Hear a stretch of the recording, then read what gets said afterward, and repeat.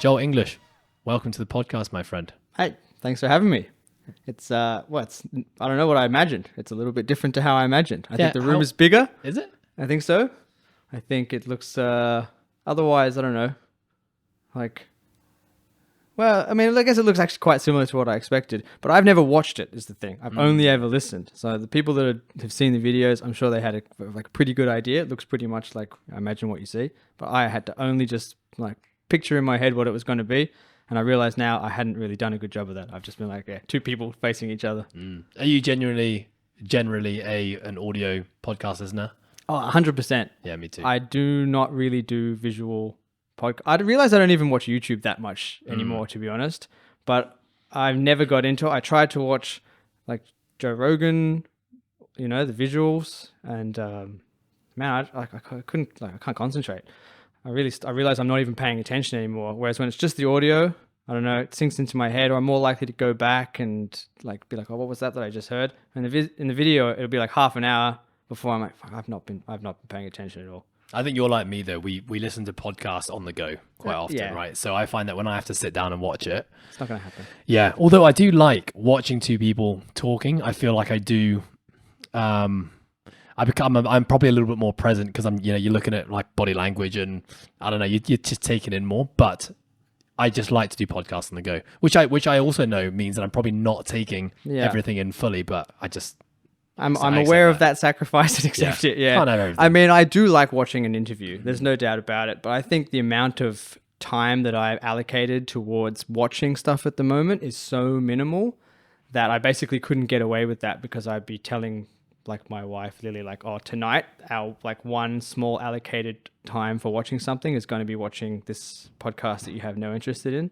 So in that way, I've decided to be I only have time to listen. Why do you not watch that much? I think just with the way that our life is set up, we don't watch a lot of stuff. And when we do watch anything, we want it to be something that we do together because the amount of time that we've sort of put aside to any time just being the two of us is already fairly minimal. The weekends are so family orientated. So that really we're looking at 45-minute max time slot in any given evening. And then if I have extra work that I want to get done, it's getting squeezed again. And then our interests in things that we watch doesn't cross over into the type of stuff that I'm gonna suggest that I might be listening to in a podcast. I don't know. It's just it's part of our routine. I think also is going to bed quite early. So once again, if you do post school, dinner time, bath for the kids and all of that, if you want to go to bed early, you're already pushing it, right? Yeah. I think this is probably a pretty good time to introduce yourself, Joel. Before we forget to do that altogether. Yeah. So Joel, let me start from my side. Yeah, you go ahead. What do you think? What do I think of you? What do you think of I'm not sure. my intro? Well, I'm going to talk about us as schoolmates and friends to start off with because that's how I really know you. We went to school together in secondary school in Hong Kong. Yep. And we have stayed in contact probably more so the last 5-6 years, I'd say. Maybe not even that much. I feel like there was a time apart where we just went our separate ways with life. And then the beautiful world of Instagram connected us again. And both of us being on somewhat similar journeys, both now coaching in some way, shape or form. We both have had influence from similar mentors and methodologies that have allowed us to have good conversations. And yeah, you basically just told me the other day that you're going to be back in Hong Kong for the first time in forever. Can we get a catch up in? I'm heading on a plane tomorrow to go on a mental 2 weeks of athlete camps in the CrossFit semi-finals. And we thought, well, when I say me, you thought I proposed the idea. Yeah, why don't we save our 15-year catch up and talk about life as well as what we're doing with our lives right now in terms of in the coaching space, and we'll do it on a podcast. What's interesting is I think I purposely pulled myself away because Hong Kong had such a hold on me when I left that I couldn't almost transition into a new life out of Hong Kong without feeling like I was missing a part of me or something better. So I think I actually hit a stage where I was I need to actually move away from all of those people for a while. Can you explain that? What do you mean by that? Well, I feel like in Hong Kong at West Island School, the school that we were at together, I had sort of, a lifestyle where I had friends in several of the different year groups, and was doing like, several sports that I was doing all right in terms of schooling sports anyway, was in the school plays and stuff, like had set up a life for myself that I felt sort of very confident in, at least. And then moving back to Australia, it's like nobody, that means nothing to anybody. You can't be like, oh, in my last school, like, I had heaps of friends and you did the school, I don't give us a shit. So then it was like having to start afresh. And I felt like I was sort of clinging to a previous identity that I had created, but not necessarily wanting to recreate that same identity. Because also when I left Hong Kong, I think I'd sort of burned a few bridges in terms of friendships. And so I sort of wanted to recreate someone who I was a bit more proud of fully, not just someone who I felt was like ticking boxes in terms of, things that you're meant to do well, but be someone who I was like more deeply proud of. But I couldn't sort of step into that light because I was constantly kind of hanging on to this previous identity and lifestyle. So it was basically like seeing or speaking to people from a past life of Hong Kong was triggering the old behavioral patterns that you were trying to break away from. Yeah, absolutely. I totally get that. Did that happen shortly after leaving school? Because I feel like that's a very mature outlook to take, that I think most people kind of arrive at that point in life. I mean, that's essentially what a midlife crisis is in many ways.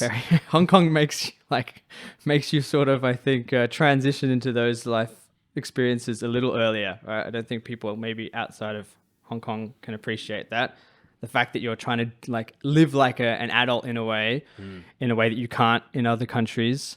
But I still think maybe, this happened earlier for me even still. I was very mature, I think, in trying to come up with those inner dialogues and like dive deep. I think that was something that I was interested in maybe quite young already. But why it happened specifically, I mean, I think there was a few instances of behavior that I was just like shameful of, and it made me realize the damage that I had done. I mean, I don't know how deep. Yeah, I mean, however deep you feel like going, please share. Well, I mean, there were friends that I was close to in Hong Kong. There's no point in having names because, like, I don't think it means anything to the listeners, but, who were close friends of mine who I'd betrayed by, like hooking up with their girlfriends and thinking that our friendship was probably like stronger than that, and that was just part of being like an adolescent, and that's like, it was just me doing well, that's like, that's just me being successful. The fact that I hooked up with her is just one of those things that happens, but that our friendship would be stronger than that. And realizing, and I don't think people would have appreciated that I didn't feel like I was fucking them over. Like, it wasn't until I realized that our friendship had been so impacted that it occurred to me like, oh, I've really like done damage to our friendship and I've really hurt this person, and now it feels irretrievable. Like, I feel like I can't ever get back where we previously were. And even with my now wife, like Lillian, there was an instance where I think I had sort of strung her along and treated her in a way which was like, I don't know, like, I mean, like, not expendable, but like taken her for granted at least, and still thought that somehow, she would just hold on to me, and like that's something that I could just have whenever it suited me, and realized that once I'd moved away from Hong Kong and that she expressed to me how she had felt and how she had felt sort of like she didn't mean that much to me, it made me reflect even further on all of the instances that I would have done that to people, and just how much I was probably starting to like alienate myself, and how even that Hong Kong is this place that I thought I had thrived in was almost like a facade that I'd created in my own head, where it's like, is it really truly succeeding if like you've done all of this emotional damage to people and you've taken so many things for granted and you've sort of, let opportunities slip? All of this culminating into me realizing like I can be a much better person. I have this opportunity to like reinvent myself as not like a new person, but a person who's more strongly holding on to the like ethics and morals that he identifies with, and seed out of that. Did you have like ethics and morals at that age? I feel like I was just starting to come to grips with what they were and they weren't. I mean, I feel like I probably didn't have strong ethics and morals until it slapped me in the face and was like, okay, I realize That's not what I want Yeah, to I do. don't want to do that. Exactly. I Which definitely don't helps. want to do that. Yeah, which is definitely, you know, a means of guiding one to where they want to be, is sometimes realizing what you don't want to be. I think it helps a lot. The problem is, I think, is what happened is that I tried to swing so hard away from those things that then I became someone that I wasn't proud of in another direction because I lost some of that self-confidence. I lost some of the drive to be like successful because I associated all of those things with the past person and started to be like, if I just am like a really nice person and like, you know, smokes weed, stays out of trouble, like trouble inverted, but you know what I mean? Then that will be me being a good person. And I started to dampen down a lot of the qualities that I think were also important to being like a good but sort of successful person. So basically in your transformation process, you were actually letting go of a lot of your already good qualities. Yeah. Thinking that they were bad qualities. Yeah. And so you basically arrived at this other destination where you were like not entirely happy with this, and I guess you came back to somewhere. Yeah, it was like now I'm like a nice person, but I'm like a little pussy. You know what I mean? Like, so that's not really where I wanted to be either. And I think it's harder to pull back when you've let confidence slide for a while to be like, oh, just go back to being, you know, heaps confident. Like that'll work. And what do you think was contributing to your lack of confidence? I mean, being smaller than a lot of my peers in Australia. Like when I'd left Hong Kong, as you've already like made clear, I hit puberty fairly early. I was like relatively, no, I wasn't like a big person, but an athletic build in my early teens. And then that started to slide, but it was a natural slide. And in Hong Kong, I still didn't look particularly out of place. But then if I get back to Australia, it's like, oh my God, man, everyone is like mountains above me. I can't expect to go and like join the rugby team. I'd left Hong Kong playing, just been started play a little bit of 15-a-side rugby with the Hong Kong team for like the under 16s, I guess it must have been. And then go back and it's like, oh, like all these Tongans and Fijians are literally going to rip my face off. They're going to floor me. I can't play against these people. Like that's just, write that off. And rugby was something that I loved like so much. To then be like, I just physically am not capable of doing this anymore. Like that probably tore a little bit, you know, about like it's one example of something that pulls a little bit out of my personality as well. You know, like don't have the confidence of the sporting world, and then other areas similarly. I realized that this whole tangent was me describing you. Yeah. And we still haven't gotten to the point where you actually introduce yourself and what you do. So let's go back to that now. So, you know, what do you do? Where are you in the world? What does your day-to-day look like? So now I'm in Singapore. I split my time work-wise with in-person clientele, which is mainly me as a personal trainer. And I tend to work with, if I'm honest, I tend to work with tall Caucasian men who have some sort of joint pain or previous injury, and they're trying to get back to just like not even their peak athleticism, right? They just want to live a life where they can sort of do the activities they want to do, live pain-free. So it's often back pain that they want to help, like they want help getting out of, knee pain, and sometimes other stuff, but like those are the predominant ones for tall blokes, right? A lot of them seem to ride bikes in Singapore, so they want to be able to ride their bikes confidently. And that's pretty new for me. That's only within the last sort of not quite a year that I've been doing that specifically.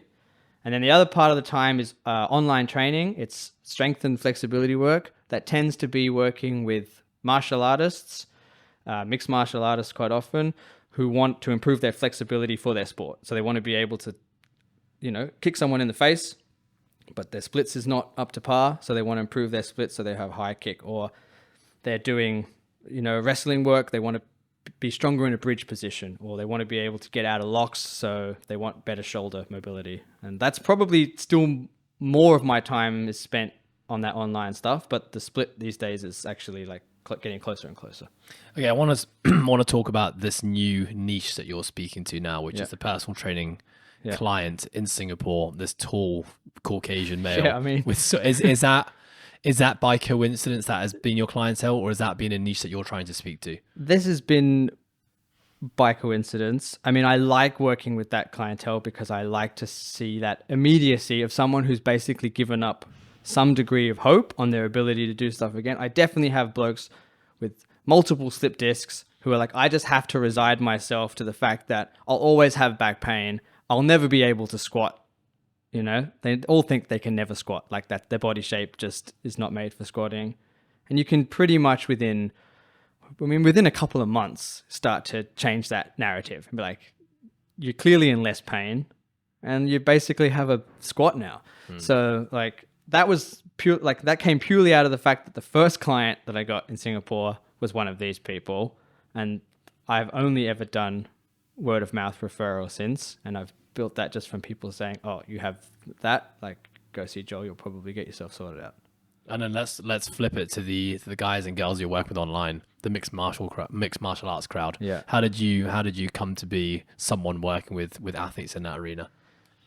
Predominantly at the moment, it's because I'm working with another bloke, PJ May, who goes as the Flexibility Maestro on Instagram, and he and I actually came up through the range of strength with Lucas Aaron teacher training together. And he had his, head screwed on to go down a very specific niche straight away. He wanted to work with getting people more flexible, and that quickly evolved into martial artists. And it's only within the last 6 months or so that he has asked me to join his team. And so I fell into that, and it was a natural transition for me because I've had so much experience with teaching martial arts itself and with this flexibility training that, it was easy for me to join that team and start coaching those clients straight away. But I hadn't sort of made a conscious choice to do that until he suggested that idea.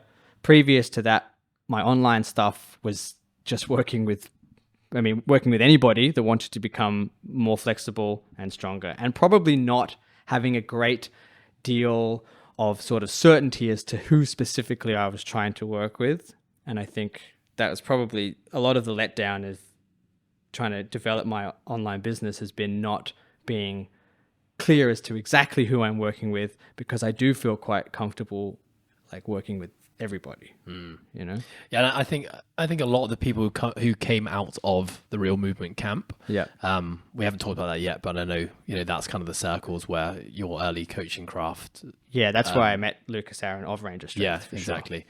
But there's always been a big influence, or emphasis, I should say, on like speaking to your niche. Yes. And I think if you look at all the coaches who've come out of that school of thought, are very specific about who they are and who they're trying to speak to. Yeah. And when I say specific, I'm talking really about like social media, which is a big means of how coaches are now trying to attract their audiences, right? Yes. And you can tell very quickly, almost instantly, when you go onto a page, okay, this is someone who has an interest and a specialty in this field, and they're working with this type of client. It's something I've also struggled with as well, because I have a real interest in working with athletes. Always have been an athlete a lot of my life, and I love just the pressure of the competitive arena, having seasons, working on the mindset side of things. And I think I have skill sets that I can pass on from my own experience as an athlete, but also having worked with so many athletes in the past. But I also enjoy working with like people in pain. I love working with like elderly populations or like special populations. Yeah. And over the years, I guess I've cultivated a lot of experience in working with so many different people that now I'm at a position where I know the importance of speaking to my niche, and I know that that's also a crowd that I really enjoy working with, but then also letting go, or not letting go, but not speaking to the crowd that perhaps I know I can deliver great results with, but don't particularly want to fill up my time with it. Do you know what I mean? Yeah, I mean, it's like a letting go of an identity. Like, you tell me if you think this is right, but part of the issue with this speaking to the niche, which I got caught up in, is it can come at, it comes along with, or it can, dumbing down a message and removing a lot of nuance, which I think you see a lot of these people that have had success do, if you want to fix this, just do this, right? If you want to get better at this, and I really detest this idea that you can give a, 3 or 4 phase sort of plan to somebody that just will fit all. And I guess on whole, if you were to give it to enough people, it is going to fit enough people that it is going to have some good results. But I still feel like deeply sort of like irked. a moral compass that's not quite. But I know this is bullshit. Just saying, oh, if you want to fix this pain, just do this, and this, because it depends. Like it depends on a lot. And I've struggled a lot, and I've had more than one business mentor who's tried to help me, I think, not feel guilty about that and help. But I've never quite been able to sort of get over that. And well, I can resonate deeply with that. I think my moral compass has always not allowed me to do that. And I'd much rather just be upfront and honest. And if that means that my message is a little bit less powerful, or that my demographic is a little bit less clear, or that my Instagram page is not as sexy because I'm not promising to change the world overnight, then I accept that. And that's okay. But I also know that the people that I want to attract and the people I want to work with are not really the people who think that way anyway. Yeah. And so that's okay for me. I know that with that way of thinking, you tend to attract a certain type of person. That certain type of person might be the person who's always looking for that really quick fix, or that person who's jumping program to program because the last one didn't solve their issues. When you know that to fix their issues, it's a much deeper problem that's going to take a long time or years or a deep relationship. Yeah, I mean, that doesn't happen right. overnight. And so, knowing that that's also, it's not just the type of person the problem I'm trying to fix, it's the type of person I want to work with as well. That really brings me satisfaction. Takes the pressure off, And then you think it's just, you're happy then with the slow build towards attracting those people. Yeah. And that's like going to satisfy it. Yeah.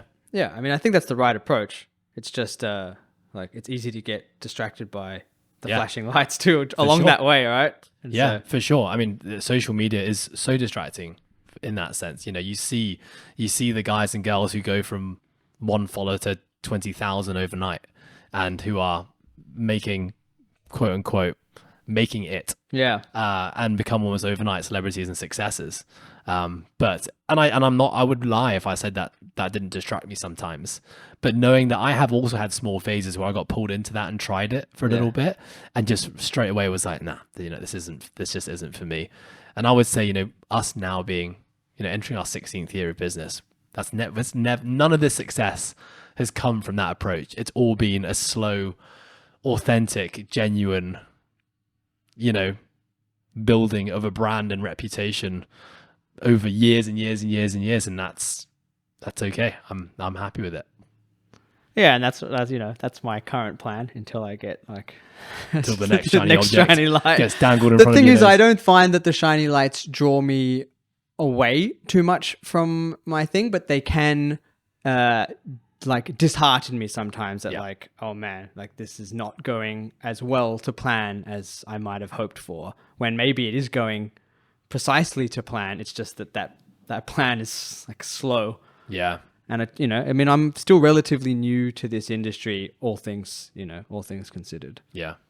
I think just another thing on that as well is, I think the thing that I find most frequently distracts me is when I say the success of others, I'm often talking about material things like money, or even something so stupid as followers, which I really don't give a shit about, but it still catches my attention. And then when I come back to what I actually really love about my job, neither of those two things factor into it. Yeah. And so, coming back to my roots and my everyday drivers as to why I wake up in the morning and why I'm so excited to get to work, those two things are never in the top 30 things as to what's keeping me coming back. And so having to remind myself when I do get distracted, what do I love about my job? What are the things that really bring me fulfillment and satisfaction? And it's not those things. And so let it go, Yeah, I mean, anytime I've spent more than a few minutes meditating, on this idea, it's always I don't actually strive for those things. If anything, the more followers would probably take away more time from the things that I want to do, because then I would feel compelled to answer all of these people, all of their questions, instead of focusing on the people that I'm actually trying to help. So, but that doesn't, I'll still go and look tomorrow and be like, oh yeah, fuck. Yeah.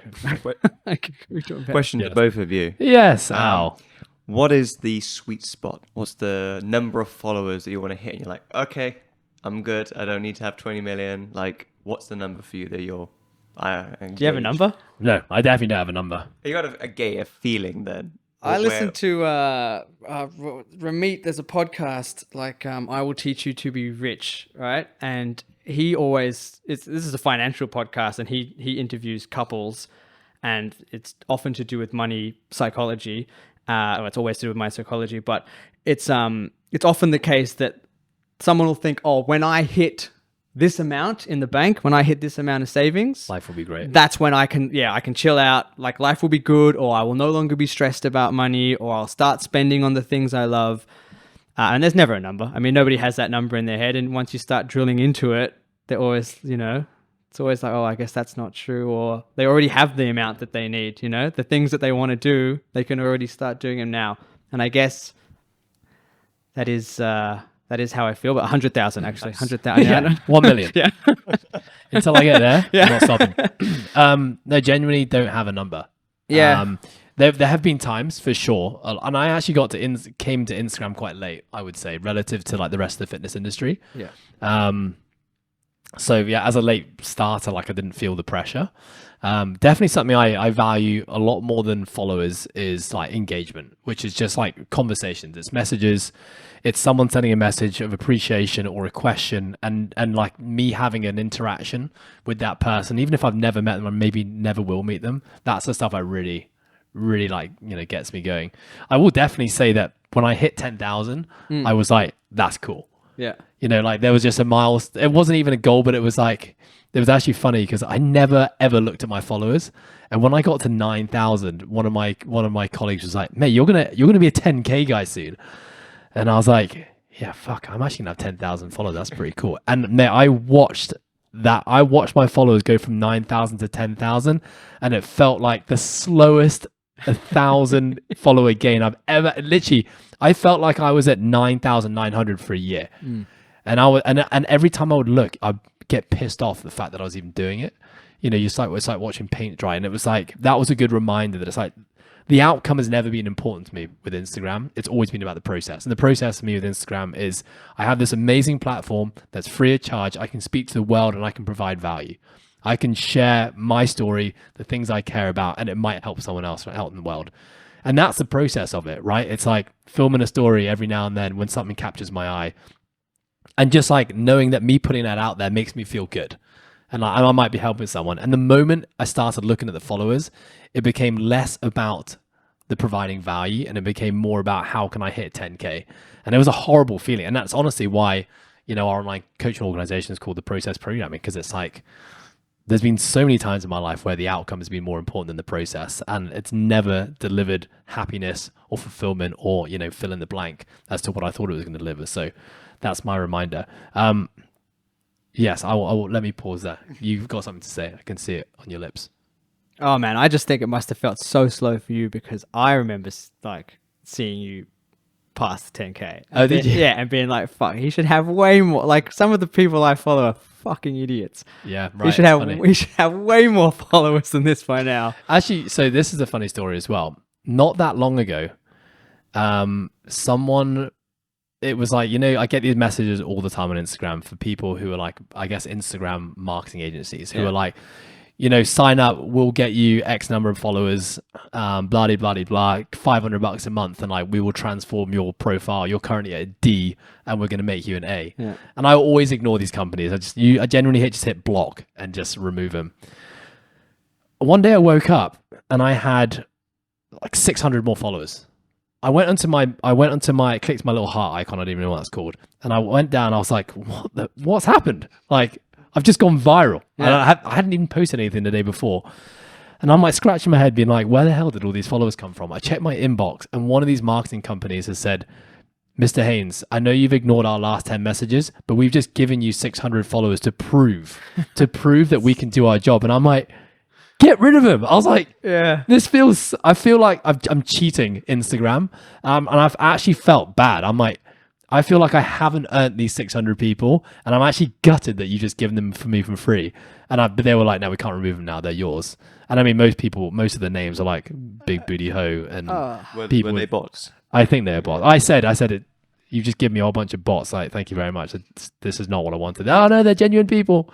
I'm like, why is Miss Big Booty Hole? Yeah, It following messes me? with your engagement results anyway. Which is right? what I learned, after the fact, was that, Instagram kind of punishes you for doing that kind of stuff. So I was like, cheers. I mean, maybe it's one of my competitors was like, let's just stuff our beds. Anyway.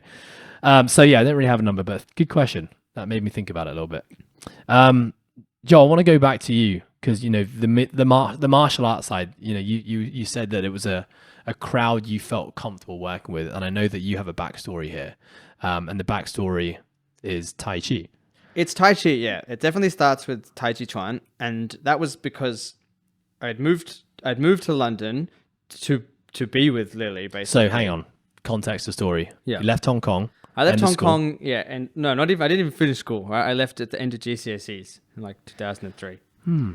See, I'd forgotten that. I Fact. spent the next year trying to figure out a way to move back to Hong Kong, and it being like, it's just not possible. Like, there's no visa that you can get for a teenager to go and like go to school in Hong Kong. That doesn't exist. And my parents were like well and truly done with Hong Kong at that stage.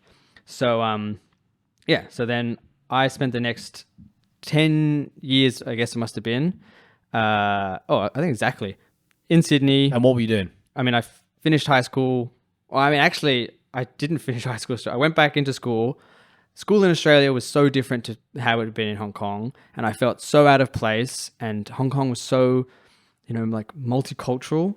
And Sydney felt so like one-dimensional. And at the time, it felt a bit racist, if I'm being honest, I talk about like Chinese mates and stuff, and people were like, oh, just even the look on their face, I was like, oh, fuck, what is this? Yeah. So I bailed out of school. I went and worked in like a cafe and just started like I left home.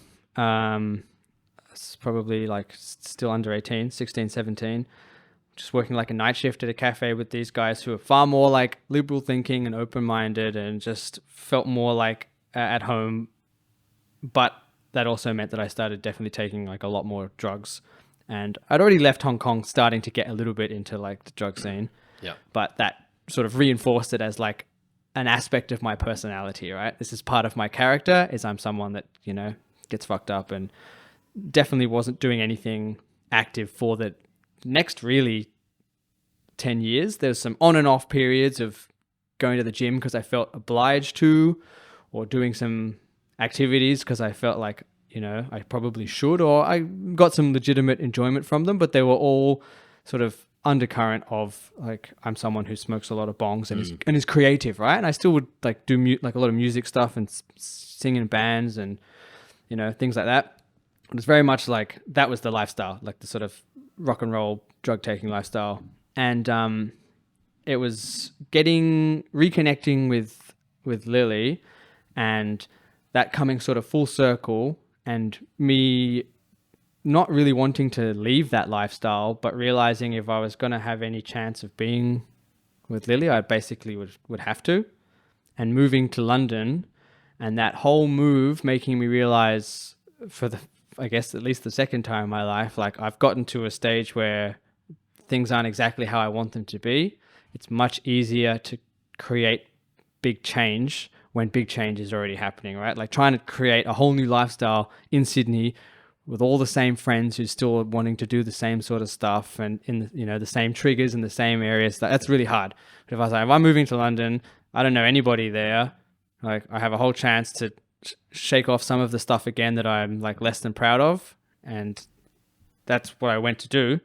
And through that, Lily and we wanted a joint activity which we could do together as a way to sort of, because we'd never lived in the same country since high school, and we was going to have like this proper relationship together.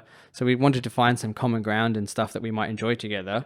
And we were doing a yoga class together, this Irish couple was like, you guys should try this Tai Chi class. This teacher's like insane and really passionate, and like I think you guys would get a kick out of it. And we immediately fell into that. Like first class, I realized I haven't like relaxed like the tension in my body. I mean, like ever, probably since a child. Like all my neck just felt finally like, oh shit, you can actually relax those muscles. So we started doing the Tai Chi stuff and that includes a lot of the Wushu style stretching as well, practicing on your way towards splits positions and things like that. So it's getting a lot more flexible, feeling a lot more like enjoyment in moving my body. And then our teacher was basically like, if you want to take this seriously, you don't just do Tai Chi. You do Qigong, meditation work, and like hard meditation where you stand there, and hold You're your in like arms a quarter up. squat. Is that Qigong? Yeah, you're in a quarter squat. Yeah. Yeah, you hold your arms up at about shoulder height, and you stand there for his description of it was you want to be able to do that for an hour. Like until you can do it for an hour, you're fucking weak. Like you're just mentally weak. So physically and mentally, no matter how strong you are, if you can't stand there for an hour, that's pathetic. So I would build towards that. And then he was also like, you would need to do Shaolin Kung Fu, right? You need to do the proper Shaolin style training. And so we started doing that in the parks, and that would be like sort of like a boot camp, but with all martial arts movements. You'd start by doing like several hundred meters of like bunny hops and duck walks, and then go into like holding horse stances for several minutes in conjunction with like some sort of punches, like rapid slap kicks and stuff. And we would just spend like an hour or so doing that sort of high intensity style work, then like an hour maybe of the Tai Chi, trying to bring the heart rate down whilst you're doing sort of still a lot of that low stance work, and then the standing Qigong. And that became what I was most focused on for the next several years, going from, like any student to like sort of leading the warm-ups to assistant instructor, and then to like the head sort of instructor and that. What was keeping you there? What were you loving about those? I liked that it gave a sort of purpose to feeling of purpose to my training that wasn't just like a sense of what had previously been probably, I guess, guilt. I don't know, like I have to do exercise because if I don't, I'll just be a skinny little fuck, and like that's embarrassing, and two, like it's probably damaging to my health to be not really doing any sort of organized exercise, because I lost a lot of the activities that I would have done for fun by that stage. But I mean, it gave a sense of like, it combined stuff that I was trying to get into anyway. It was like meditative. There's a lot of like deep reflective work that you do when you're doing Tai Chi or when you're doing Qigong. You're fully in your own head. And Can I just pause you there? Yeah. Because can you share, what? Okay, I guess where my question's coming from is that I don't know that much about Tai Chi and Qigong. Yeah. I know what Qigong is because I have a couple of clients who practice it themselves, and they've told me like, Ed, you would love it, because they know that I love meditation, and they've always nudged me to do it. And when they started talking about the stance you would hold, I went into Victoria Park literally the next day, which is just next to us here. And Victoria Park is awesome. You go there at like 4 or 5 in the morning, which I don't do, but I've done a couple of times. And the park is full of mainly elderly people who are doing Tai Chi and Qigong. Yeah. And you've got groups of 20 people on a grass patch with their shoes off, holding that meditative stance. And I was like, But I guess the stigma here is that Tai Chi Qigong is something that you do when you get old, right? So when you look at the park, stigma everywhere. It's a stigma perhaps everywhere. Yeah. And I think in Western cultures, Tai Chi Qigong is only for Asian people. That's probably another pretty obvious stigma. So when I saw you getting into it on Instagram, I thought that was really cool, because I didn't know anyone who was actually practicing it. I didn't know anyone under the age of 70, number one, doing it. Yeah. Number two, like a Western guy doing Tai Chi Qigong, I thought was pretty fascinating and cool. So I guess, my question is the meditative side of things. How does that fit into the practice of Tai Chi and Qigong? I mean, the whole sort of idea behind the whole system really, right, is that the Buddhist monks are coming from India and trying to spread this into China, and they're going to the temples and they're trying to get people to meditate for like extended periods of time, basically an entire day effectively, right? Interspersed throughout the day. And these people are so physically and mentally like weak that they're not able to meditate to the degree that the monks want them to. And so the system was basically built out of the idea that we need to have a way to train them to be mentally and physically strong enough to be able to meditate for these extended periods of time. And sorry, the monks from India, their form of meditation was sitting down, no movement. Often, yes. Often just seated, and it's that sort of semi-gaze, you know? You're not necessarily eyes closed, but you want that sort of 1,000-mile stare. Yeah. So it's a little bit different for different people. It's not like precise, right? But to be able to sit there for like hours on end, at very least, you need to have decent trunk strength, right? You need to have decent flexibility. And so that's what goes to me every time. My lower back sitting cross-legged. Right, like, yeah, I exactly. I can't sit upright and stack my spine, so I'm just flexed and slouching. Yeah, it starts to crumble, and then at some stage, the meditation, the whole thing becomes about like, stop thinking Enduring about my the back, pain, my back, my back. 100%. And it's the same if you do the standing meditation. The whole idea is that it becomes your shoulders. Your shoulders start to burn. Like you're holding your hands up at shoulder height, extended in front of you. Imagine if you were sort of holding a soup bowl almost at arm's length in front of you. Your shoulders start to burn after like, I don't know, 15 minutes is probably most people. Some people it's like after 3 minutes. Some people might do better when they first start.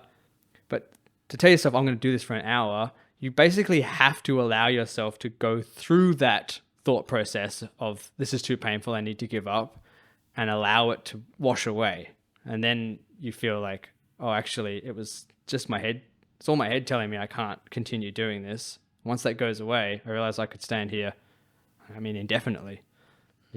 But that's like a constant mental battle that you go with. And so I think I enjoyed that a lot, that mental battle that goes on in all of it. I mean, in the physical realm, in the Shaolin Kung Fu, it's the mental battle of horse stance or doing bunny hops or whatever it is. And your brain is saying, you would obviously have experienced this in CrossFit. CrossFit is all about this, right? Yeah, your mind quits. Your mind is saying, I got to stop. And you're telling yourself like, I actually know I can keep going. Like you need to shut that message up because I'm good to go for a while longer. And realizing how much further that little while longer is it's. Can I ask? Because I guess when you're doing a very specific activity, your relationship with pain and your threshold can change if you just do it all the time. So let's take like the horse dance, for example. Yeah.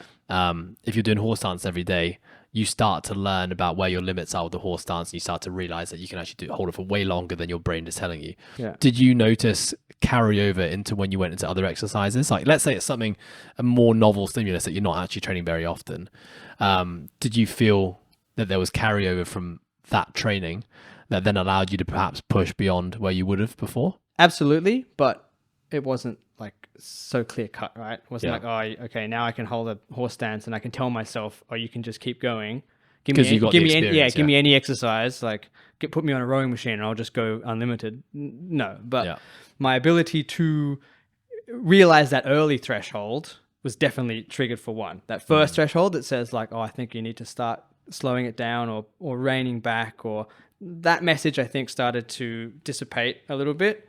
So at least you got a bit more of a buffer. And then I think it had to work in conjunction. I had to continue doing the horse stance work and training other forms of exercise and recognizing where those relationships crossed over and be like, this is cool. You've experienced this before. Like you want to give up, you can push through. I'm by no means like an endurance athlete either. There's plenty of people who are doing this, far superior to me in many ways. But I think just that relationship with my own like psyche, where it's, feeling like you've got more in you, that certainly started to have crossovers, not just within the realms of movement, but in the realms of life, feeling more like confident to be like, I can persevere. And I guess that builds resilience. Absolutely. And I guess it's funny because most of the world think that the only way they can challenge mental toughness with exercise is doing something really, really hard, really, really quickly. Yes. That's definitely the CrossFit space, right? And which is like damaging. It's like it's hard. It's hard work for your body to be able to do that and recover and bounce back from it. Whereas I guess this methodology is a lot easier on the body. Obviously, it needs time and volume though. I think what's interesting is if that you tell somebody to do somebody do something at CrossFit, you say this is going to be really, really hard, and it's going to be. I mean, I wouldn't have called it damaging on the body. You're in a better place to say that than me, really. But like that wasn't a slay on CrossFit generally. But I'm of saying course like not. But stand in a quarter squat is probably going to be a little bit less damaging than doing a bunch of thrusters and burpees. Max thrusters. Yeah. But oh, right. I kind of lost my train of thought. But yeah, if you tell them that, they'll understand that there is a challenge that's involved in that, and mentally they might be resistant, but that's part of the challenge. And if they want to step up to it, they welcome that. Whereas if you tell someone to do like 30 minutes of Tai Chi practice and you do it in a low stance, and their legs are going to be a bit shaky and their mind is going to be telling them the whole time, like, you know, this is too slow. And you know, then they say, this is just not for me. But it's like, it's also weakness. Their weakness there is just as much as their weakness in the CrossFit to be able to persevere through this. But people are much happier to say, that's just not my thing, when it's something which has this stigma of being for old people and for Asian people, than they are with something which we sort of is more revered in our society as like a show of dominance, say. Yeah, I would say like hard charging people, like adrenaline seekers, and which is like most of the working world as well, right? People who are addicted to that sympathetic drive, that cortisol release. For them, doing hard things is the easy part. Yes. Slowing down and doing nothing is the hard part. I've had many people come to my class and effectively be put to shame because they can't just like sit still for 5 minutes. Move slowly for 10 minutes continuously, to the point that, I mean, you would have thought that they had just completed, you know, an AMRAP, whatever. They're like absolutely flushed, sweating bullets, breathing hard. And I was like, mate, I just told you to like move a little bit slowly, you know? Shouldn't that tell you how out of balance that you actually are? But they won't accept that. They'll be like, nah, like this is just stupid. Yeah. And so, okay, going back to those three disciplines then. So you got Tai Chi, Qigong, and like Kung Fu.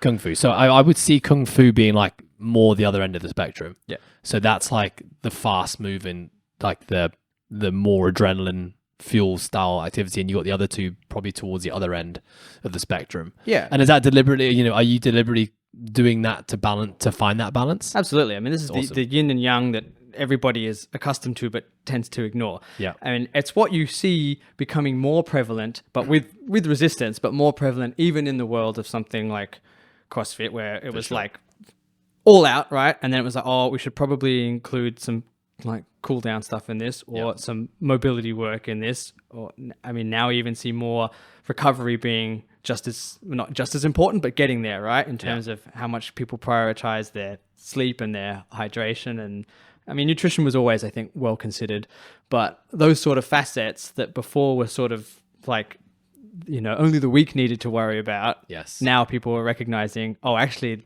the strongest will only be stronger if they consider these. Yeah.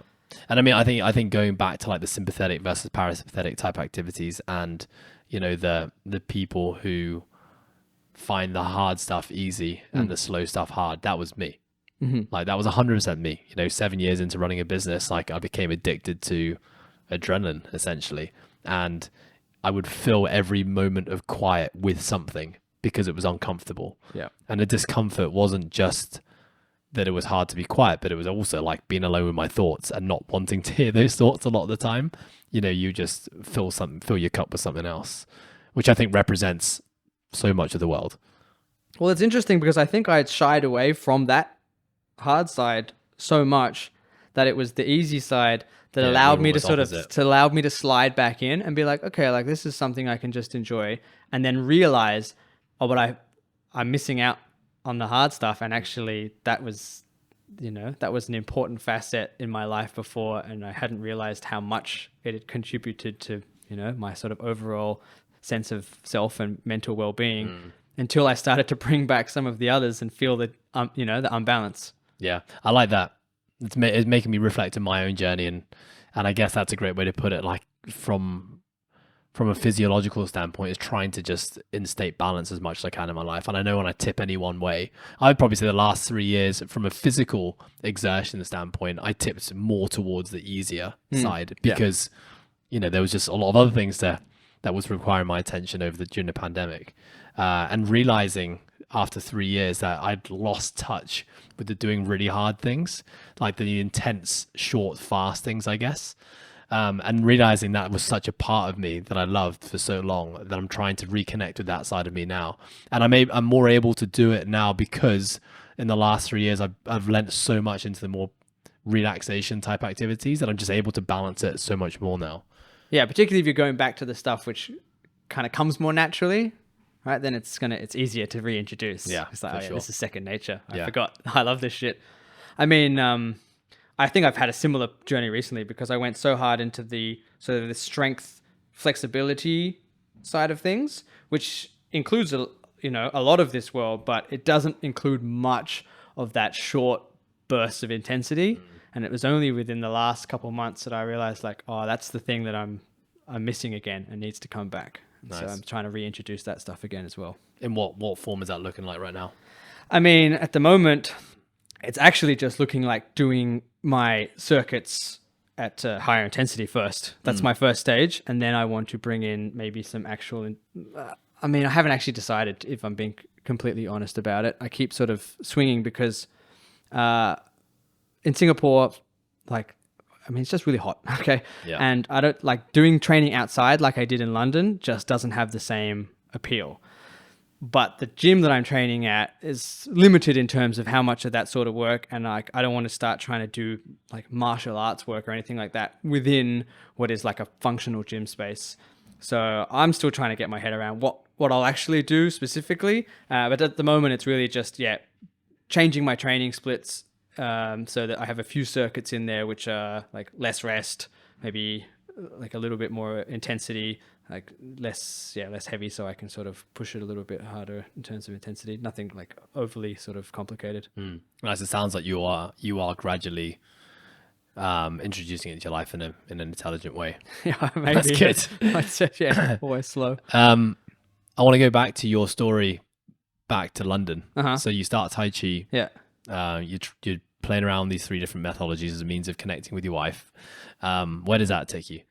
So, I mean, I got into Tai Chi enough that I started to basically look to the competitive side of Tai Chi, which is effectively, for anyone who's not in any way familiar with it, I'm not, so please. I would sort of think of it as like the floor routine in the gymnastics, right? It's like you're going to do a performance, you'll get marked on certain criteria in terms of how your positions look, how soft and relaxed you are, how much heavy breathing or how much you can keep your breath control, the complexity of the actual form that you choose. You could choose like a relatively easy one and get, less high, like the marks ability is going to be lower, or you can pick a quite complex one and have a higher ceiling for marks. So it's quite like that. And I went and competed in the British Championship for Tai Chi, and you can effectively do a variety of forms, which are just hand forms. So that's what you would typically see in the park. Or maybe you would see as well, or you could do weapon forms, right? So you see people doing swords, the fans, all that sort of stuff as well. And the first year, I think I just did hand form, I think. And I had a bronze medal that year. And then the following year, I did one hand form, but a more complex one than I'd done the first year. And I did a sword weapon form, and I got a gold and a silver in those. And not that those medals mean shit to anybody apart from people in this world, but that was a nice justification or like recognition for myself to be like, okay, I have actually taken this to a level where I feel like good and confident about it.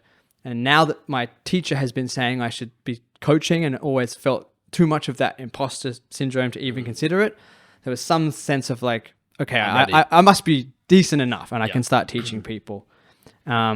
And that imposter syndrome did not in any way go away, like because I won a gold. I think if anything, it made me feel more of an pressure. imposter at first, because he'd introduced me, this is a gold medalist, and I'd be like, fuck man, like I don't know shit.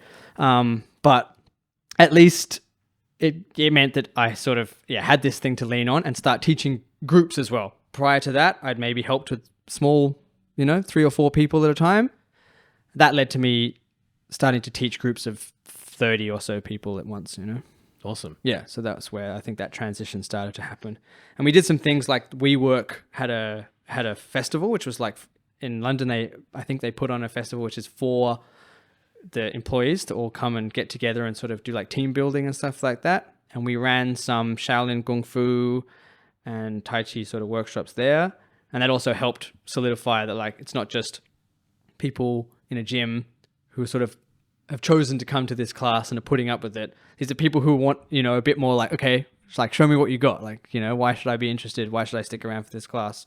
And they were also doing well, and big numbers for those too.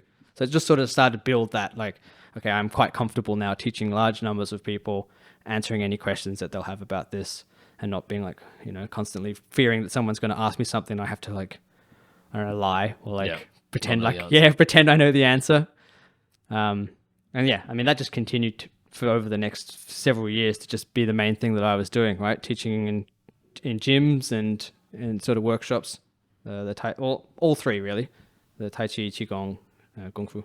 Okay, before we pick up from that, was like traditional resistance training, like weight-based training, was that ever a part of the training methodology for those disciplines? So that's interesting. I would say that it's been like almost a forgotten aspect. So there's definitely documentation of Shaolin using weight training as part of their regime. They would use the stone locks, which is basically like a concrete kettlebell. It's like a concrete square with a bar cemented into it. And they would use concrete like weight plates, and they would set up pulley rigs. And then they would do the classic ones that we think of in terms of, loaded water bucket carries, these sorts of things. So it was definitely an aspect, but it wasn't an aspect that was in my early training at all. And it's not something that I see often incorporated. Like, I think it's pretty rare to have a teacher that's willing to include that stuff. I don't know if that's like logistical, because it's easier to run classes where you don't need, it's like, this is anybody can do it with no equipment has become the marketing for this. Or if there's other reasons why it's sort of turned out a favor. I mean, probably in a similar way that we were just talking about before, that CrossFit gyms don't have machines. Well, yeah, I guess this is part of it. But I also wonder if it's sort of like a PR thing too, where it's like we've decided to be like, because there's this relationship with Tai Chi and health systems and Chinese like traditional health. And there's become not now, the stigma I think has changed, but there was a period where weightlifting was not considered like a healthy activity. It was a vanity activity. And so I feel like somewhere along the way they decided to split away and be like, if you're in this for health, you're not going to like do the weightlifting vanity stuff. You're going to think about internal health. You're going to like, eat in a certain way. I mean, that's another topic in itself. Like the idea that all of the monks are vegetarian, and so vegetarian became associated with this style of training, there's a lot of evidence to suggest that that's not even the case. Like the warrior monks were allowed the right to eat animal protein because they were aware that like the animal protein is going to be more beneficial to those of the warrior monks. And so, I mean, all of this stuff I think has been lost a little bit to the romance and the myths that have gone along the track, and the film, I think, as well, right? Like film has contributed a lot to the mysticism that goes with the martial arts. And so I think if we take some of that stuff out and just look at what was like the actual training regimes that was going on, I think that I hope that, not that I'm not trying to follow any classical methods. I don't really mind too much, but I feel like what I'm working towards now is actually possibly more in line with what the sort of structure and goal was for that than what some of the sort of media centric versions would allow you to believe. Yeah, no, I think you make from the content that I see you post, you're just making use of great things from other disciplines that can carry over into that. Like, you know, if someone was to come to me and say I wanted to be a world-class Tai Chi artist, Tai Chi competitor, and compete in the discipline, like, I'm sure there's ways to incorporate, you know, resistance training into their training methodology that would actually make them a better athlete. I mean, absolutely. I mean, in every sport, like there is something that's going to be, and it's not just like weightlifting. It could be gymnastics. It can be, you know, I mean, so much of flexibility, mobility training. I know this is something that we've had good conversations on. Is about loaded stretching or like end range stretching with external load. And actually, just talking about this now, something I've literally just been tagged in probably about 10 times on Instagram in the last 2 weeks was, I don't know if you've seen it, Bruce Lee's like 1965 weight training regime. I haven't seen this recently. So there's a photo of Bruce Lee where he looks like he's in his very early 20s. Yeah. I think maybe I can get tagged in it because I'm half Asian. He's got a side passing. I think we kind of look the same. But he's basically written out like exercise order from A, B, C, D, E, and he's basically doing a bodybuilding regime.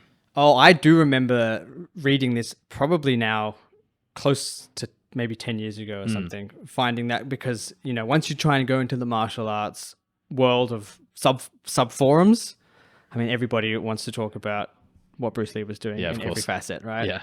And so, oh, you pulled it up? All right, That's the one. Yeah, give us a read. Tell us what it's got. So there's a lot of volume. He's clearly more focused on his arms than anything else, if I'm honest. He starts with some He's squats. still in Hollywood, right? That's the thing. He starts with 3 sets of 10 on a squat. We don't know what type of squat. Then he goes into French press, so tricep exercise, 4 sets of 6. Then he goes into an incline curl. Then he goes into more French pressing. Then he goes into a concentration curl. And these are all 4 sets of everything. So he's already done quadruple the amount of volume on his arms than he did in the squat. Good lad. Then he goes into push-ups. Then he goes into 2-handed curls. It's like he's just met a bodybuilder. Yeah. Then he's throwing in some tricep stretches in there. Then he's doing some dumbbell circles. He's doing some more reverse curls, and he's doing some wrist curls. Then he does some sit-ups, and he does some calf raises.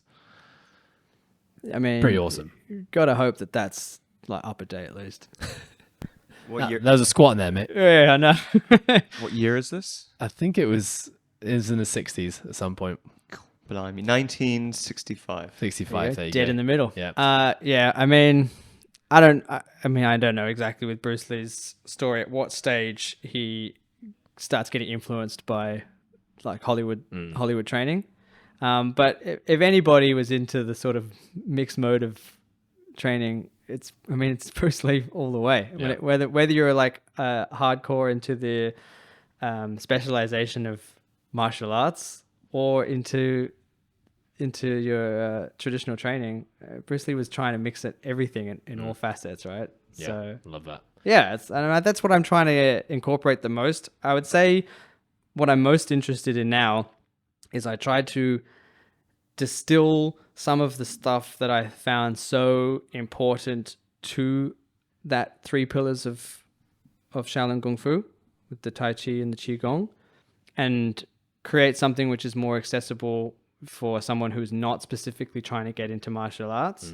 And that's the idea that's not going to be wild to really anybody, is that you need to have something which is like heavy, right? Some heavy training, something which is training the engine, right? Something which is more to do with the flexibility and down regulation side, and something which is meditative. I mean, like, this is pretty much what makes up that system. And there's no reason that you can't take that into any current sort of classic gym and apply the same sorts of principles and get the sort of results that people sort of like suggest that they want, but too focused on one particular of those pillars to allow themselves the benefits that come with the others. Yeah, I love that. You know, so you're talking about like the general health client, right? The person who wants to live long and prosper. Yeah. And you're covering all bases. It's just the means that you're delivering it is, in a space that you connect deeply with. Even if I'm talking about the mixed martial artist, it's basically trying to give them back one of the pillars that they have forgotten is so important to their, to their sport. Like, I think martial arts has swung maybe a little too heavy towards strength training, to the point that the numbers in the strength training are starting to dominate more than they should. Like, there's no reason that the top fighter should have a specific, squat number if it's not contributing to their ability to take out wins. So sure, having numbers is good because it gives them a goal, it gives them a target. I'm not against that at all. But if it starts being that they're becoming, unintentionally becoming a power lifter because they're trying to hit squat numbers and forgetting what the point of it was to begin with, then there's obviously a disconnect and there's a problem there. And adding in some of that flexibility work is trying to remind them, like, one of the essential skills to their sport is actually to be like unnaturally flexible, right? Beyond your average person flexibility. You have too many people who have the skill component and the strength component, but don't have the flexibility required to be the best in their sport, and have sort of written it off as one of the lesser importance. Like, it doesn't make any sense. Yeah, we had Owen Lacey on the podcast not that long ago. Did you listen to the episode? I don't think I did. He was Conor McGregor's strength and conditioning coach for 10 years. Yeah. Before as he entered the UFC and blew up. And he vouches still to this day, because he works with a lot of Olympic wrestling teams, and he vouches that strength training has no place in place. There you go. So he says it doesn't mean they're not doing resistance training, but their resistance training is like in the form of D-balls and sandbags and like a lot of isometrics, but he's not having people on barbells. He's not doing loaded squatting. And I've also listened to a lot of other strength coaches in MMA who vouch for the importance of, arse to grass loaded back squats, pressing. They think it's important to have like base level numbers in those rudimentary lifts that's going to have carryover to things. So, I mean, there is no one way to skin the cat. And you're going to hear, people feel very differently about it. Yeah. I mean, I guess I sit somewhere in the middle. I think that when it comes to flexibility training, the ability to use load only improves your ability to train flexibility. Yeah. There's you can get great results without using any weight training to improve flexibility, but it's rare in adult population that you can get as good a result as you will be using loaded forms. And so that's one reason that I would say that weight training is essential to martial arts, not necessarily because I think that they need to hit any particular, numbers when it comes to max lifts, but because they're missing out on a tool to improve their flexibility.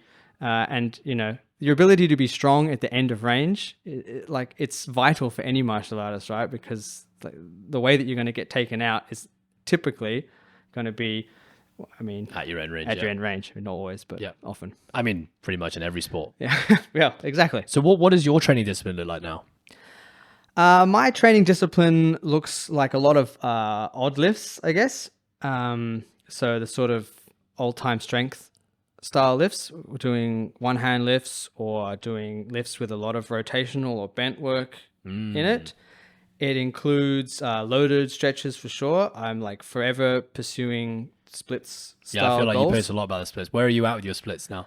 My front splits is a full split, and that has taken some getting back to. My side splits has been a long and painful journey, really.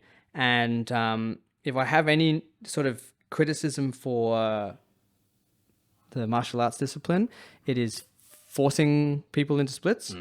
And I think that there actually comes at the stage where it forgets that there's martial arts training at a temple where your whole life is training, and there's martial arts training at a studio or a dojo or whatever, where you work you have a life outside of that, and you have a family or sort of social gatherings and stuff, and then you go in and you're using the same techniques as if they would apply to both. So if you were at the temple and you'd maybe spent an entire day of doing training, and that is your life, it's literally training and recovery, having somebody who's well-versed in partner-assisted flexibility help push you down is one thing, right?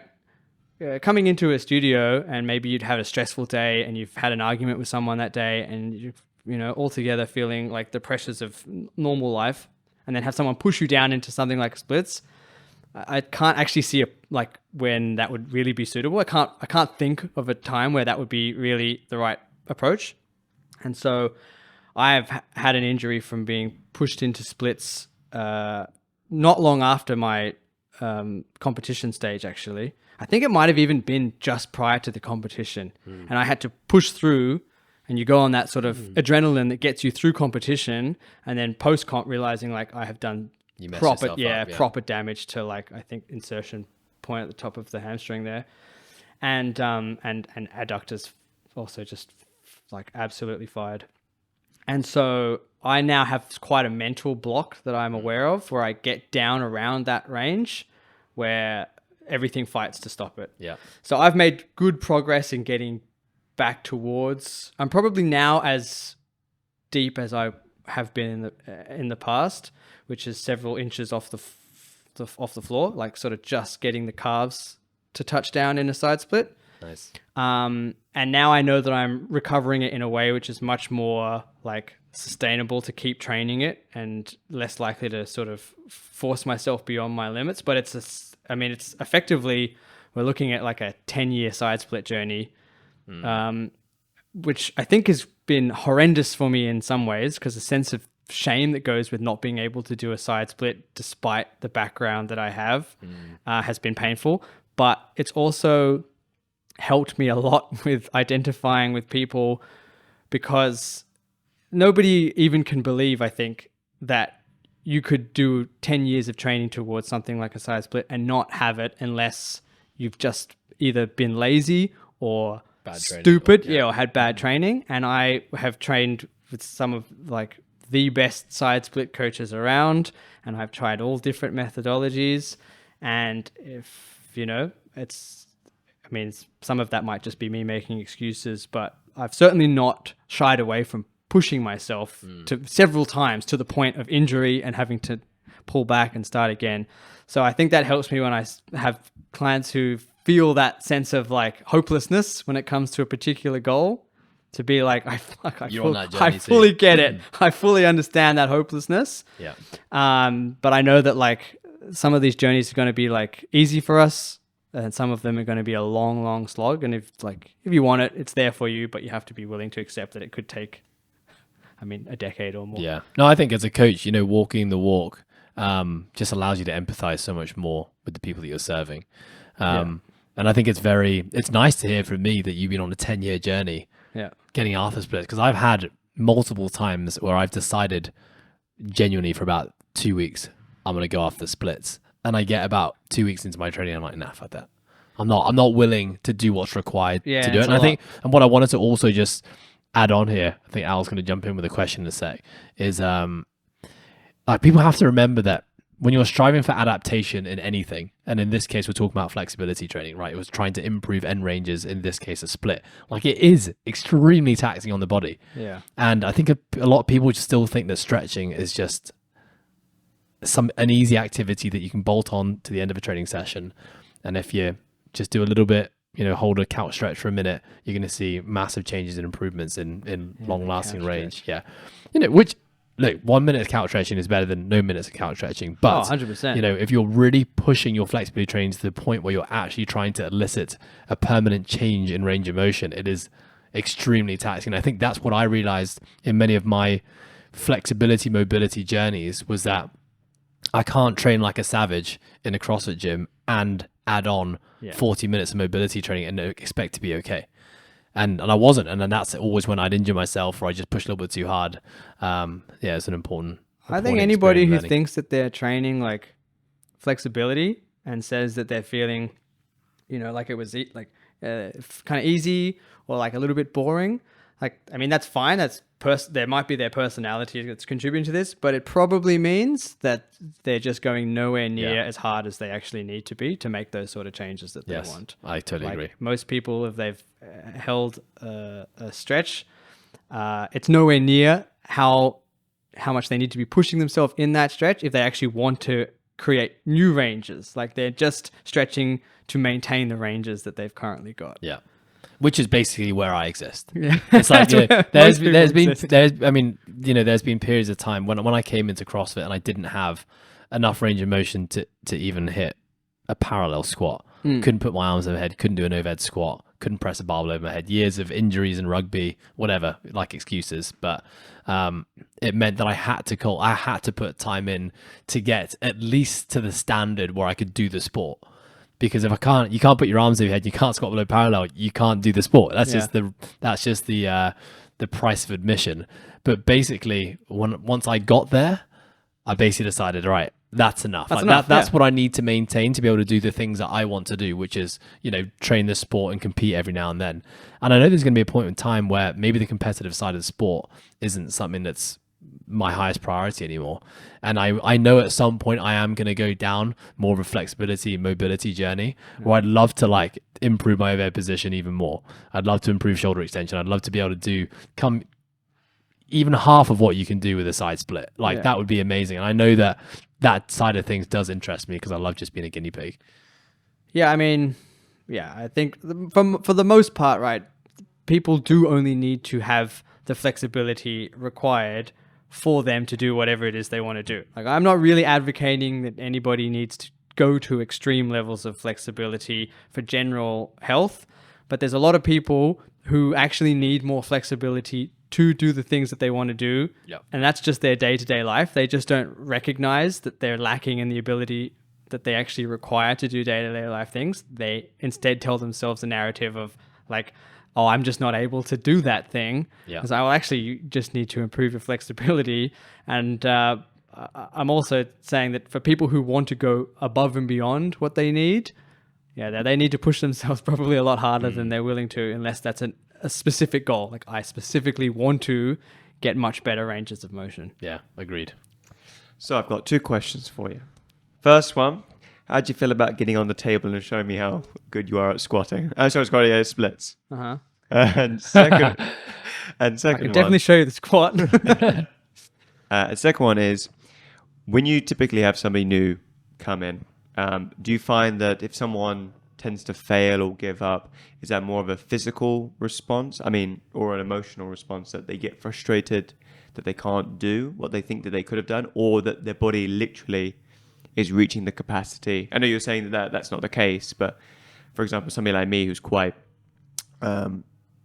tight in mobility, if I was to go and be, I thought I could do this quite quickly, I would get frustrated that my body is not there. But which do you find is more prominent? That it's more of an emotional, people tend to get angry on themselves, or that they're getting that their body is just literally meeting its capacity, its max? It's always an interesting question because obviously all pain's in the brain, right? So whatever their max capacity is, it is just their brain telling them you can't go any further than this. That they don't have that physical limitation in the way that which they feel they have that limitation. I would never discount someone's feelings, because what they're feeling is their reality, right? So of course, whatever depth you're getting to in a particular position, that's your brain saying, I don't feel safe going any deeper than that. But for most people, there's lots of ways that you can actually start to allow them to feel safer in that position from the get-go. Most people, when they've held a stretch, they've held it for like 30 seconds, maybe a minute, and they've said like, that's me capped out. I can't do any more. Not necessarily because the pain has reached a threshold, but they've basically been led to believe that's now the maximum that's going to get sort of anything out of this. I've done it. Now, hopefully I have some residual sort of changes that happen. Most people, when they're new to stretching, require like 3-5 minutes, maybe longer, before the muscles and the connective tissue in one whole position to actually go like, okay, I'm going to allow this to actually soften and release a bit. So I think for everybody, it's almost always that it's a mental barrier. When it becomes difficult is if someone has those acute levels of pain that they hit very early on, because no matter how long you spend in that position, it's not just going to relax during that one session. You need to scale back. Typically what seems like too easy for that person, well, definitely for them, it'll feel like this is too easy. It can't be doing anything, and allow them to feel comfortable there. And that is a mental barrier, because every session they're feeling like this is too easy. I can't be creating any change. This is basically a waste of my time. And you need to sell them on that idea that it's the perfect level for them, and that stretch or that movement is having an impact beyond the range that they're currently working in. And over time, it's going to open up. And I mean, that really just comes down to the relationship that you have with that person, right? Building the trust that you know what you're talking about and that they are going to have the results that they want. So I'll then bring this question over to Ed. So you said earlier that you would do these 2-week split programs, and the second week you were saying, nah, not anymore. What is the underlying message? I mean, what's the feeling there? Is that feeling, or is it just that you're saying, my body can't do it? No, mine was a stark realization that to get the results that I'd written down on paper required way more than I was willing to give. And so I would, which I think is the right way to always do it, like, try to do the least amount of work to elicit the greatest amount of change. And when I would do that, I would realize that little amount of work that I'm doing is nowhere near enough to elicit the change in flexibility, mobility that I wanted. And then it just became a question of weighing up my priorities. So, okay, I now know what I need to do to be able to achieve this, I don't know, a back bridge. Now, what do I have available to give every day to my training? Okay, I've got 90 minutes. Now, of that 90 minutes, what's most important to me? Is the back bridge actually the most important thing to me? Or is getting better at snatching more important to me? And then it's just a matter of weighing it up.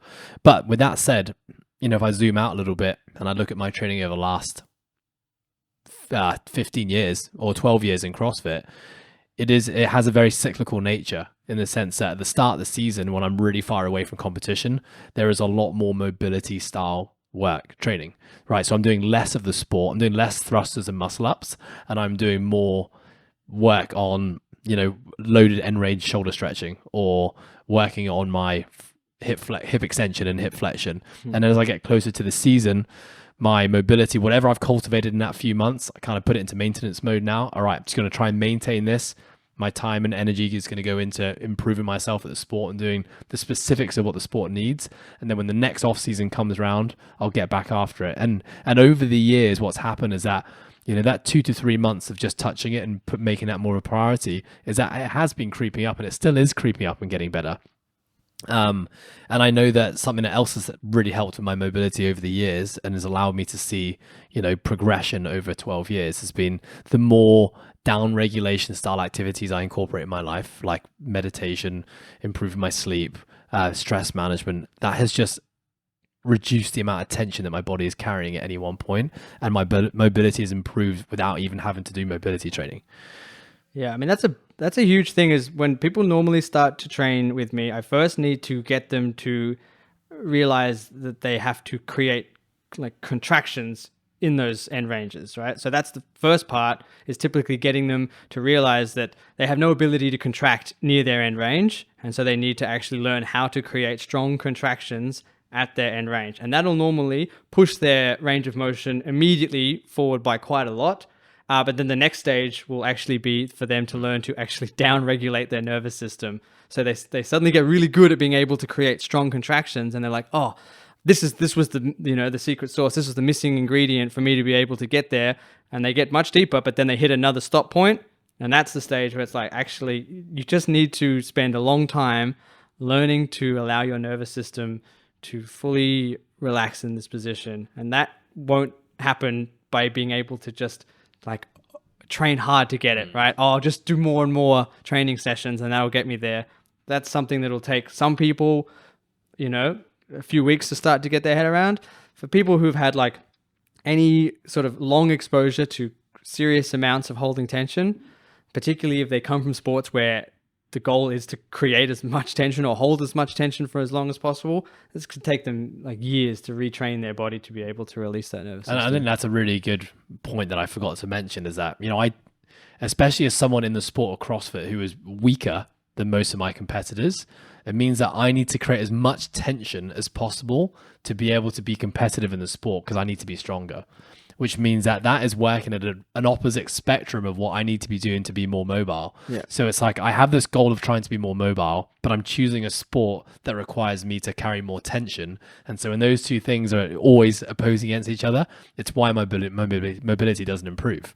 And so I'm well aware of that. And you know, there has been periods of time where I've been like, okay, I'm going to just chill out on the high tension stuff a little bit. I'm not going to push 1 rep maxes. I'm just going to focus maybe on a little bit more like full range of motion stuff, maybe a bit on bodybuilding, and I'll work my mobility. And then the cost of that is that I see improvements in mobility. Yeah. And I get worse at the sport because the thing I'm already bad at has gotten worse now because I'm not carrying as much tension. You know, and that's different for someone in CrossFit who, let's say, is naturally an extremely strong person.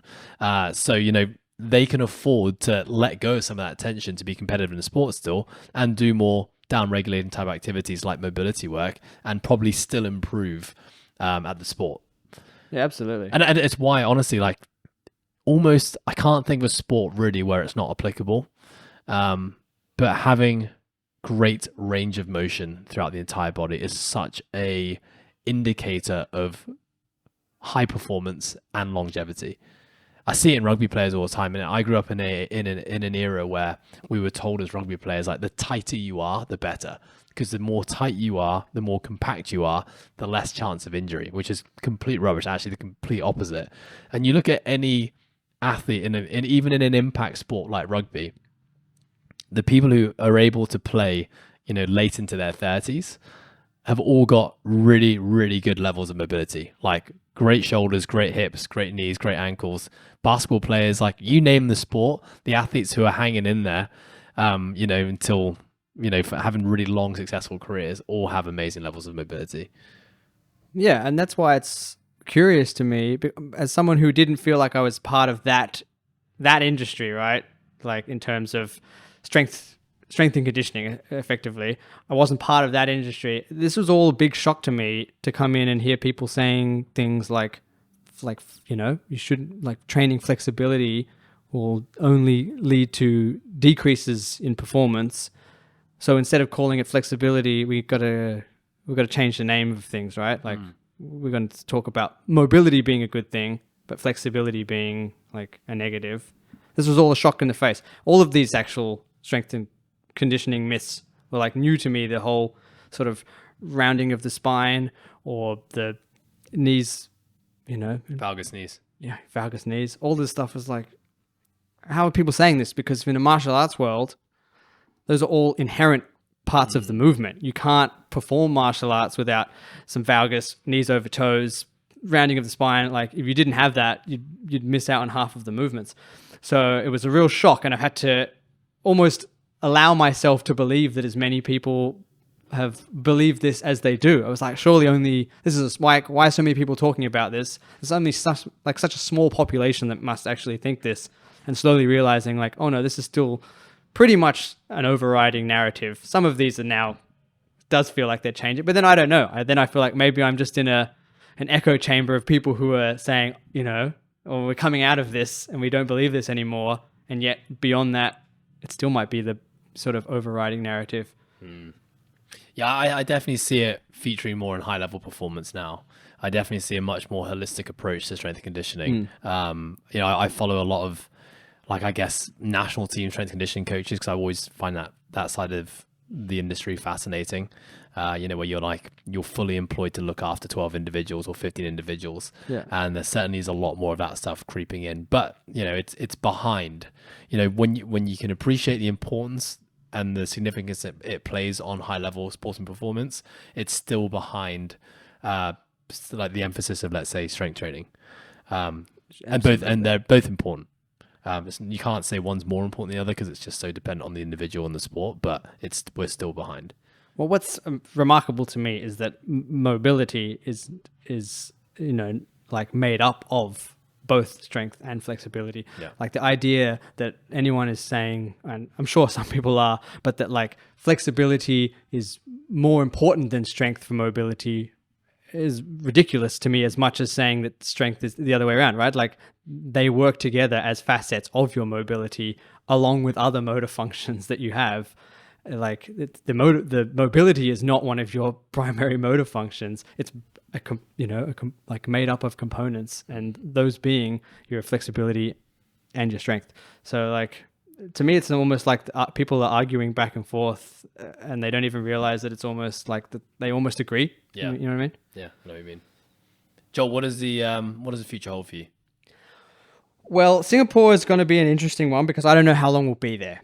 So I don't want to cap myself on the idea that it's got an end stop to it. I will continue to try to build that in-person training to the best of my ability, but I am aware that cannot go on forever. Like, I'm not trying to build my empire as a brick and mortar setup in Singapore. So at the moment, I'm sort of considering that as that's part of the passion. That's what I love. I really enjoy doing it. I also love the online training, and that's something that I see being able to continue with me wherever I go. So the future hopefully holds me building that out so that I'm able to facilitate strength and flexibility training for a much wider population. But I probably will continue now to focus more on people that have some connection or interest in the martial arts. I don't necessarily want to work with only mixed martial artists, but I do want to work with people that at least understand or want to understand that idea of creating some degree of harmony between the hardness and the softness, that yin and the yang. And so whether that's educating people who are willing to learn or taking on people that are already into that, like, that's the sort of way that I'm heading. Love it. Yeah. We're going to finish off this podcast by, you're going to share how people can get in touch with you. But before we do that, Yeah. our newish tradition on the podcast, Joel, Always remembered. is describe your perfect day. Yeah, I mean, you told me this at the beginning, and then I thought I would think about it throughout, and of course, it's impossible. No, I mean, how was I going to do that? So, I mean, my perfect day is going to include some of my typical morning ritual, which is always to down a whole bunch of water as soon as I wake up. It's to have a meditation session pretty much immediately after that. I mean, what that is these days is fairly fluid. It sort of depends how it is that day. So my perfect day would include that, taking that into account, you know? Sometimes I want it to be seated and breath work. Sometimes I want it to be some form of standing meditation. Sometimes I want it to be pure silence. So that would happen. And cold shower. In Singapore, this is very frustrating because you can't really have a cold shower. In Hong Kong, it's a lukewarm It's shower. lukewarm at best, right? In London, I could absolutely blast myself with like 3 minutes of endurance and be like, yes, I'm ready. In Singapore, it's it's not even close. No. Even like the first 3 seconds feels a little bit cold, and then it's lukewarm at best. When I moved into my current flat, Yeah. I actually investigated installing like an ice plunger, something to actually give me an ice cold shower. Yeah. And it was just way too difficult. I couldn't get my hands on it. Anyway, this is your story about your Oh perfect no, day. but I'm interested because I mean I've looked at like, can I get one of these baths with like, you know, and I was like, how much is it going to cost? And that was like, well beyond what I can afford within a rental property too. Like I can't even install it there. And then you can get ice just delivered regularly. It's super cheap to get the Iceman to bring you ice. But I was like, I don't know, environmentally that feels like pretty selfish. Yeah. Yeah, every morning, fucking ice delivery. Anyway, we'll continue that. Look, it would involve spending the morning with my 2 kids, my two boys, and being a part of their morning routine. I guess it feels selfish to feel like my perfect day doesn't necessarily include spending the whole day with them, but I think from a sense of sort of self and fulfillment, it would involve spending the morning with them and then going off, and it would be me probably training myself and a couple of other people who I have like a real strong connection to, you know, not just people that have happened to be paying me for my services, but almost people that I've like curated and selected as people that I want to work with, because I have a couple of them and it's such a different experience when there's that connection. You know, you're spending time with people that you almost feel like you would be spending the time with if it weren't for the work anyway. And have a morning of that. I would love to say that my afternoon included doing the online training, but if I'm being completely honest, it's a lot of like hunched over and staring at a computer and a phone. I would like a way to cultivate so that I could do that work without any of the screen time that's involved with it. Nice. So my perfect day involves something which I have yet to conceive, you know, but I really enjoy that work, and I really like being able to give feedback to people who are trying to improve that flexibility journey. I just don't enjoy the physical screen time that it requires. And then, I mean, the day has to finish with like some sort of like down regulation, like a swim, sauna, something like that. I would like to eat food at like the Singapore hawkers. You know, the hawker in Singapore is like something else, right? It's, I mean, even in Hong Kong, which I would say arguably I prefer the sort of Cantonese style food, but the hawker markets is something nuts. It's just like the vibe of this place where everywhere is just like stalls trying to provide the best food that they can every single day. I think is just unbelievable. And then I would like an evening with my wife doing an activity, just the two of us, you know. The kids would be with me at the meal, but not afterwards. I think my life would like to end up being a sort of slightly more chilled version of that pretty much every day. You know, if I'm not in Singapore, which I'm sort of imagining as my perfect day because it's my current reality, but I'd be back in Australia, all of this would have taken place near the beach. The swim would be at the beach. The evening activity would be down near the water. It's hot enough that I'm not like having to wear much, and I can like stay by the beach as it gets dark, and pretty much I can do that day after day. You know what's really interesting? I actually love this question, and I actually reached out to our listeners on Instagram. Yeah. When I say our listeners, just the people that follow me, so probably not our listeners. But anyhow, I said, if I was to ask one question to every guest, what would it be? Yeah. And this was something that quite a few people said, like, explain your perfect day. And it's amazing how many consistencies in the perfect day I'm seeing amongst our guests. One being like meditation practice at some point. Maybe this is just a bias of the guests that I have on, or the people that, you know, I'm connected to. But sea and beach and like connected to nature, that's always something. You are the first person, aside from myself, that has had your work as a part of your perfect day. Interesting. Which is cool. A lot of our other guests have said, actually, I would rather not have work be a part of my perfect day, but it's a part of mine in a similar way that it's a part of yours.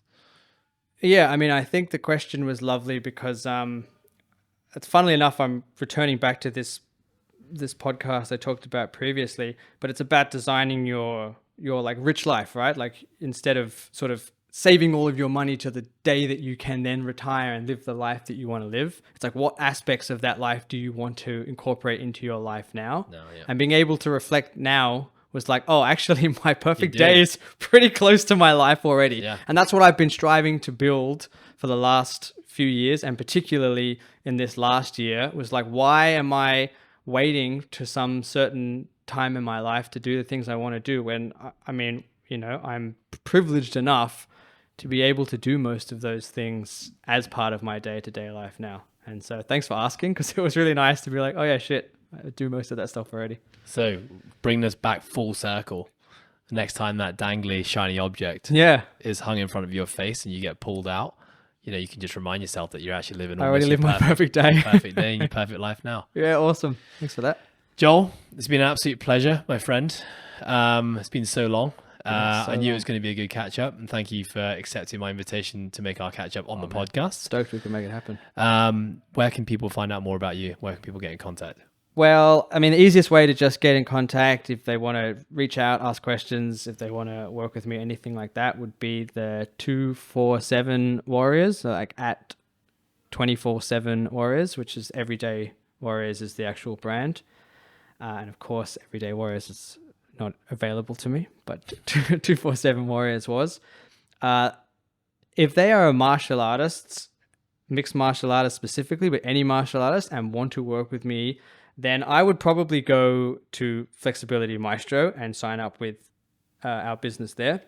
PJ May is doing an absolute spectacular job in getting martial arts more flexible, and I'm running pretty much all of the form feedback for that. So he'll write you the program, but then if you're sending in videos of you doing movements or asking for help on any of those movements, more than likely you're going to get me who's responding to that. So like, I'll definitely be able to help you on your flexibility journey. But yeah, to talk to me directly, I would just go straight to 247 Warriors and then let's strike up a conversation there. Love it. Joel, thank you so much for your time, for your energy. Until next time. Till next time.